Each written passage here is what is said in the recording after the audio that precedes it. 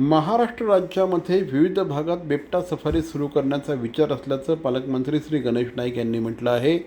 कोकणातील पालघर, रायगड, रत्नागिरी, सिंधुदुर्ग तसंच नंदुरबार, धुळे, जळगाव, नाशिक, पुणे, सांगली, सातारा, कोल्हापूर या परिसराबरोबरच मराठवाडा, खानदेश भागांमध्ये देखील व्याघ्र सफारी उभारण्याचा आराखडा तयार केला जात असल्याचं वनमंत्री श्री गणेश नाईक यांनी म्हटलं आहे.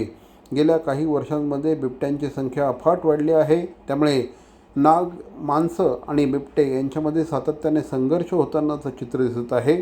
त्यामुळे अशा प्रकारच्या बिबट्या सफारी सुरू केल्यास नागरिकांना उत्पन्नाचे स्रोत देखील प्राप्त होतील असा विश्वास श्री गणेश नाईक यांनी व्यक्त केला आहे.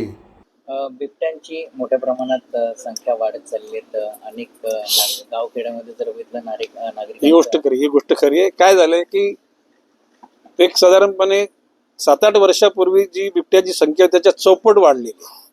प्रामुख्याने आपल्या पश्चिम महाराष्ट्राच्या जो पुणे जिल्हा ज्याच्यामध्ये जुन्नर, आंबेगाव, शिरूर आणि अहिल्यानगर मध्ये सुद्धा मोठ्या प्रमाणात बिबट्यांचं प्रमाण वाढलेलं आहे. आता नाशिकमध्ये सुद्धा बिबटे आलेले आहेत आणि त्याकरता यंत्रणा सक्रिय आहे.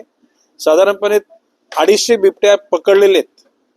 त्यांची पिंजऱ्यांमध्ये त्यांची व्यवस्था केलेली आहे आणि लवकरच प्रत्येक जिल्ह्यामध्ये बिबट सफारी करायचा विचार आहे. प्रत्येक म्हणजे कोकणातला पालघर, ठाणे, रायगड, रत्नागिरी, सिंधुदुर्ग, पलीकडे नंदुरबार, धुळे, जळगाव, नाशिक, पुणे, सांगली, सातारा, कोल्हापूरपर्यंत मराठवाड्यातले आणि खानदेशातले सुद्धा आणि विदर्भामध्ये व्याघ्र सफारी करण्याचं ठरवले प्रत्येक जिल्ह्याला आणि तशी यंत्रणा चालू झालेली आहे.